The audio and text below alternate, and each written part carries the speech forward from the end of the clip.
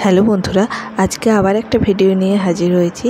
তো আজকে আমি যেটা করেছি সেটা হচ্ছে সাম্বার মোটামুটি সবাই খেয়ে থাকি যখন আমরা বাইরে যাই, ইডলি ধোসার সাথে দিয়ে থাকে। আর বেশিরভাগ ক্ষেত্রে সাউথ ইন্ডিয়া ভাতের সাথেও সাম্বার খায়, খেতে খুবই ভালো লাগে। তো এই সাম্বারটা কীভাবে বাড়িতে করবেন আর কীভাবে টেস্টি হবে খুব সুন্দরভাবে, তো সেটাই আমি আপনাদের সঙ্গে শেয়ার করেছি। খুব সহজ পদ্ধতি, আর এই সাম্বরের সাথে আর কিছু মনে হয় না প্রয়োজন হবে, এটাতেই ভাত খাওয়া যায়। ইডলি ধোসা তো আমরা খেয়েই থাকি সাম্বরের সাথে। তো একবার দেখে নিয়ে যাক কীভাবে আমি সাম্বরটার রেসিপিটা তৈরি করেছি।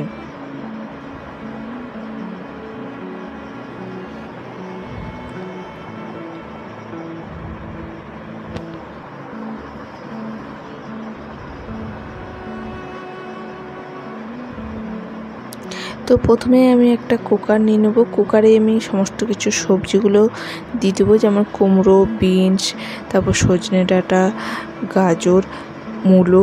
আপনারা চাইলে পেঁপে বা লাউ এইসবও দিতে পারেন। তো আমার কাছে এই সবজিগুলো ছিল, আমি এই সবজিগুলো দিয়েছি, ছোটো ছোটো করে কেটে নিয়েছি।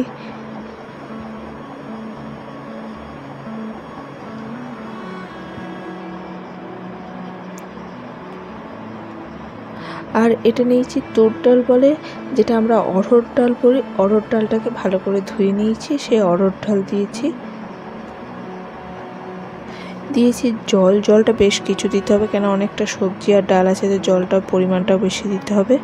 আর দিয়ে দেবো এখানে লবণটা মানে পরিমাণ অনুযায়ী, এখানে আমি দিয়েছি প্রায় 2 থেকে 3 চামচের মতো লবণ দিয়েছি। দিয়ে কুকারে এটা 5 থেকে 6টা সিটি দিয়ে দেবো আমি।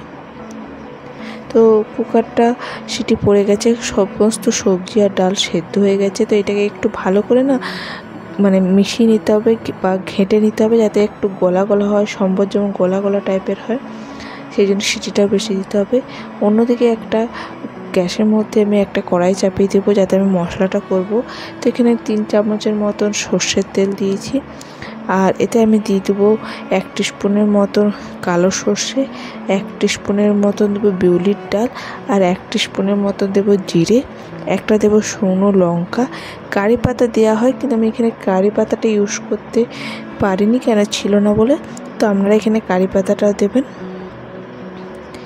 এতে এগুলোকে 1 মিনিটের মতন ভেজে নেব। তারপরে এতে আমি দিয়ে দেবো একটা মিডিয়াম সাইজ পেঁয়াজ, যেটা পাতলা পাতলা করে কেটে নিয়েছি। 2টো কাঁচা লঙ্কা দিয়েছি, আর একটা মিডিয়াম সাইজ টমেটোও দেব।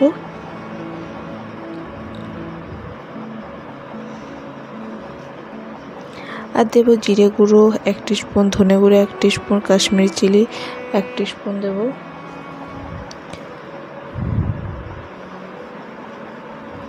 আর দেব হলুদ 1 টিস্পুন, আর গুড় পাউডার দেব 1 চামচ, কেন গুড় এখানে একটু দিতে হবে, সম্বর একটু মিষ্টি হয়। তো 1 চামচ গুড় দিয়েছি।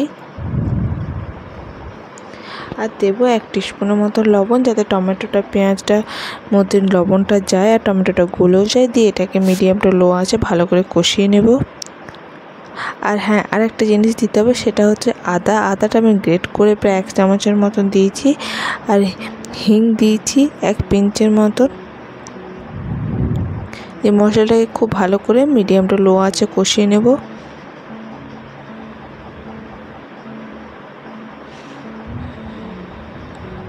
কষানো দেখুন হয়ে গেছে। এরপর এতে আমি দিয়ে দেবো গ্রেটেড কোকোনাট, মানে এই কোকোনাটটাকে আমি মিক্সিতে একদম পুরো গ্রেট করে নিয়েছি, সেই কোকোনাটটা দেবেন। এইটা দিলেই দেখবেন সম্বরটা এত টেস্টি হবে, মানে বাজারে সম্বর খান তার থেকে পুরোপুরি আলাদা হবে আর খুব সুন্দর হবে আপনার এই ঘরোয়া সম্বরটা।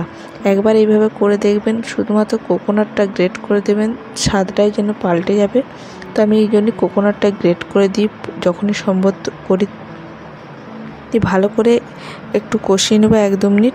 তো এরপর আমি কি করব, কুকারে যে সবজি আর ডালটা সেদ্ধ করে রেখেছি, তাতে এই মশলাটা যেটা কষিয়েছি সেটা দিয়ে দেবো, কেন অনেকটা সম্বর কড়াইয়ে হবে না, তো আমি কুকারেই ফুটিয়ে নেব।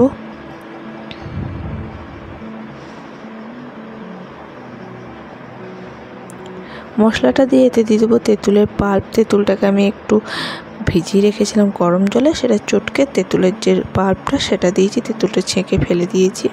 এবার মিশিয়ে দেবো। আর সম্বরটা যেহেতু একটু বেশি ঘন হয়ে গেছে সেদ্ধ করার পর, তো তার একটু জল দেবো, কেন এই সম্বর একটু খুব ঘনও হয় না আবার খুব পাতলাও হয় না, মিডিয়ামভাবে হয়। তো সেই জন্য আমি আরেকটু জল দিয়ে এটাকে ফুটতে দেবো, ফুটলে আর একটু জল কমেও যাবে।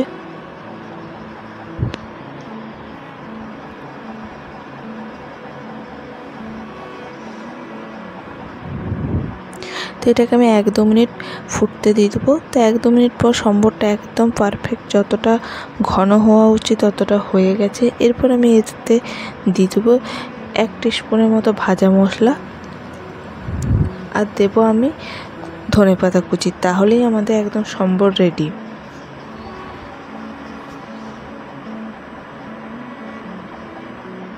দিয়ে আমি গ্যাস অফ করে দেবো। তো এটা আপনারা ভাতের সাথে, ইডলি, ধোসা যে কোনো কিছুর সাথে খান, খেতে খুবই টেস্টি হবে। এইভাবে একবার করে দেখুন। তো আমি ভিডিওটা এখানে শেষ করছি। তো আমার ভিডিও কেমন লাগলো অবশ্যই কমেন্টস করে জানাতে ভুলবেন না। ভিডিও ভালো লাগলে লাইক, শেয়ার এবং দয়া করে সাবস্ক্রাইব করবেন। ধন্যবাদ।